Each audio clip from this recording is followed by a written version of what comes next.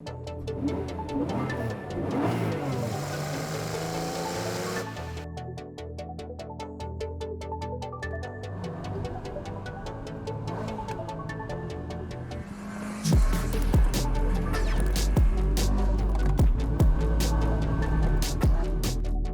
and welcome to a brand new episode of Instacar HK. Today we're reviewing a car that is very special to me personally because this car indirectly was the reason why I started this YouTube channel, because the previous owner of this car was none other than Harry Metcalfe, founder of Evil magazine and host of his own extremely popular YouTube channel, Harry's Garage. Now, as I've mentioned in many of my videos and posts before, that I am a huge Harry's Garage fan. And after being his fan for a number of years, a few years ago, I decided to start the channel to hopefully provide some similar content to the Hong Kong community. Now, to be able to review a car that Harry has owned, driven, and reviewed before is a really special day and a bit of a full circle moment for all of us in the Instacar HK team. Now, the car in question is this 1966 Ferrari 330 GT 2+2. Part of the early Ferrari 2+2 V12 series, which started with the 250 GTE.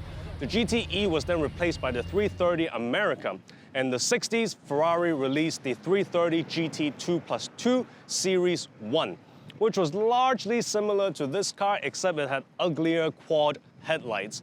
And in 1965, Ferrari released the Series 2 330 GT 2+2, where they revised, thankfully, the front end with this much more beautiful and classic dual headlights.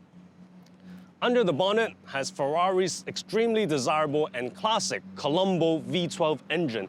Each cylinder has the capacity of 330 cc, 12 of which becomes 4 liter. Therefore, this is a 4-liter V12 carbureted engine with 300 horsepower.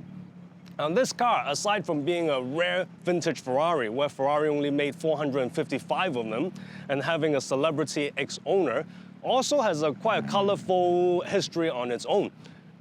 When Harry bought it more than 10 years ago, he bought it from a RM auction, and he told me personally that right after he bought the car, Ferrari insisted that he brought the car into their Classique department for them to have a check over. Now, for those of you who had watched my Hong Kong Classique department episode, you'll recall that back then, there's only one Ferrari Classique department in the whole wide world, and that's the one right inside the Maranello factory.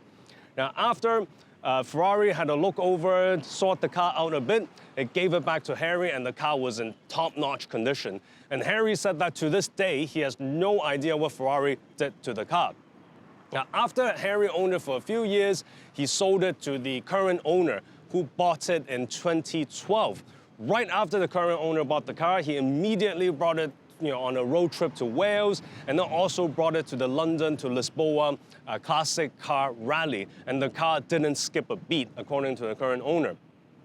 After that, the owner shipped it back in Hong Kong, where the car remains to be very active in the local community, including being displayed in the Blackbird Ferrari showroom at the launch of the new Lusso a few years ago, including joining our official Ferrari Owners Club of Hong Kong launch party last year in Repulse Bay. It won the concourse for Best Coupe in the 2019 Clearwater Bay Classic Car Club of Hong Kong concourse. It frequents our events a lot and continues to enrich its already very rich history, which we're all very grateful for. So now it's time to go for a drive, and to say I'm excited is an understatement. Driving a car that used to belong to Harry Metcalfe. He has owned this before, he has driven this before, he has reviewed this before, and also driving my first vintage Ferrari. Now, you guys know in our channel we've tried a lot of different Ferraris before, but this is the first vintage 60s Ferrari, because the oldest one before this that we've driven is actually Dino from the 70s. So this is something else. And not to mention our first Columbo V12 engine. So everything is a first, a very exciting first. Now, immediately, a few things you notice in the interior is, first of all, the seat belts. Look at this. There's no the other end of the buckle, because what you do with the seat belt is you put it under this hook here, and then you put the hook into the buckle. And that's the seatbelt. And if you want to release, you press the buckle button and then go. Then the second thing you notice is this stand-up handbrake, which is impossible to release if you're not familiar. I mean, just now I had to have the owner release it for me because I just couldn't do it. But you press the button, you push it forward. And finally, one very special thing about this car is the dashboard. The dashboard is since the first owner, he had optioned it with the Formica dashboard, which I think is fiberglass, which is why it's in black. And that's the only 330 in history, I think, to be optioned this way since new. Because in that era, as you may know, everything is wooden. So wooden dashboard is the default go-to. So there's a very special car with this special option, which aged pretty well, because as we know, now black is the new wood for classic car dashboards. Now, without further ado, let's start this car. It's a 3-carburetor V12 engine, so we started like normal carbureted cars. And let's see. Now the car is already warm, so we don't need to do much with the throttle.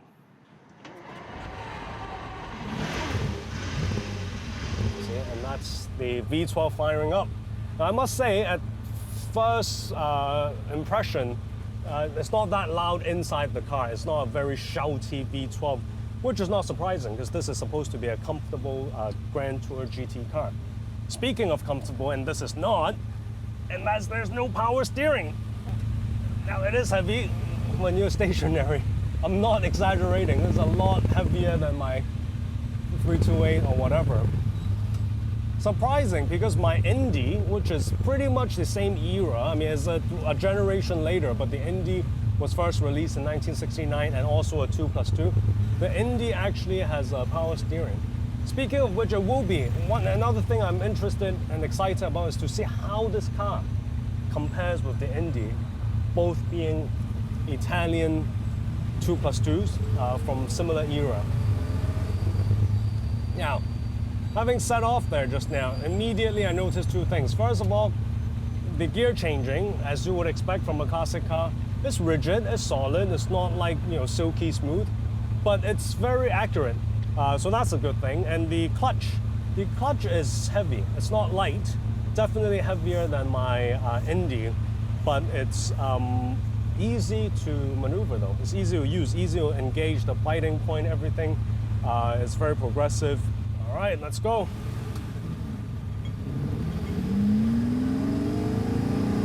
Oh, this thing didn't open. Wow, that's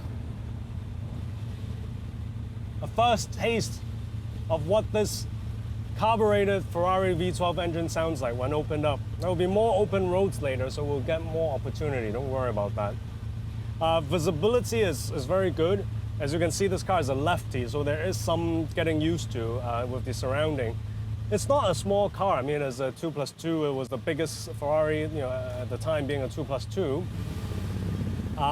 It uses the long wheelbase that Ferrari uses back then, being 2600 mm. So it's a long car, but width, I'm sure it was wide in its days, but as I always say, modern cars are so big that it's not really big now. So it's not that intimidating driving this car, getting used to the size. It's just the whole left-hand drive thing that we need to get used to at first.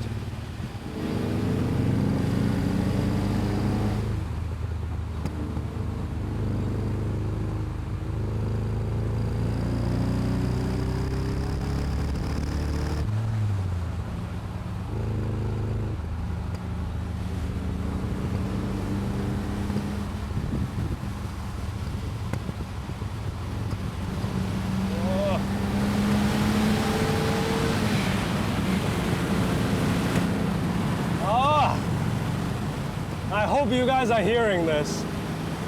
But a carbureted vintage V12 Ferrari engine, man, sounds like no other. The throttle response is good, everything is doing what it's supposed to do. So that visit to the Ferrari Classiche program clearly has its benefits. Now, and the reason I keep mentioning about this Colombo V12 engine, the importance of it, is because it is a variant of the engines used in all the legendary racer street Ferraris back then. Your 250 SWB, those, they all use a variant of this engine. So this is not just, you know, some normal V12 engine that I'm going on and on about. There is a lot of significance in the vintage V12 engines. And you can tell why. It just sounds so good, and it's so robust, so responsive. Now, as to how it differs from my Indy, you know, being same era and whatnot, this car is a lot more refined. It's a lot better put together, I think, which is not surprising. It's a Ferrari. It's the top of the line model Ferrari. So I don't know the price, but I'm sure it was a lot more expensive than the Indy. So in that sense, it's a bit different from the Indy. Engine is obviously different. Also, these front wing windows that open, makes such a huge difference. Because on a hot day like this car doesn't have aircon. At least air is coming in. My Indy doesn't have this window that can open, and it's super hot.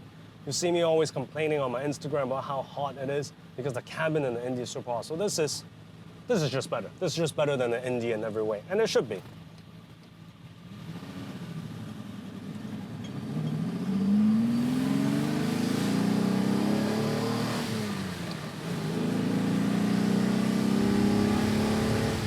Oh, I could do this all day. So, in conclusion, since this episode is a bit of a tribute to Harry's garage, let's do it in his fashion of the pros and cons, the goods and bads of this car. Let's start with the bad.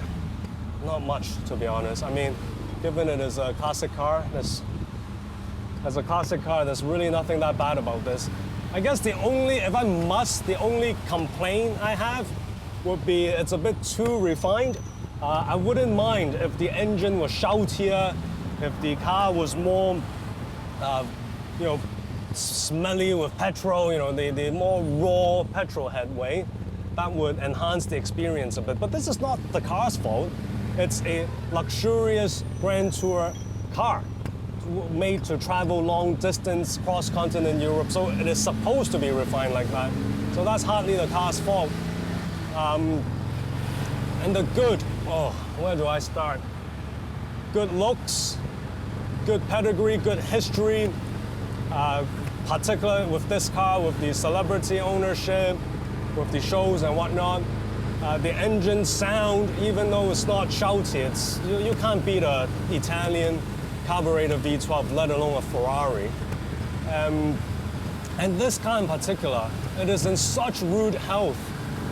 Seriously, the car is so responsive. There's no stuttering, there's no unnecessary pops and bangs. It's in really, really good nick. I was surprised because the owner doesn't drive it that much. Yeah, all in all, you guys know I've had the fortunes of driving many different Ferraris before, including an F40. But this experience is unique in itself, and it will be a memory that will stick with me forever. Total bucket list item, driving a vintage Ferrari with a Columbo V12. Just amazing. I really thank the owner for his generosity. And yeah, if you enjoyed this video as much as I enjoyed this car, please give us a like, please subscribe. Please remember to click the bell button next to the subscribe button so you know when our next video is coming. Thank you and have a good day.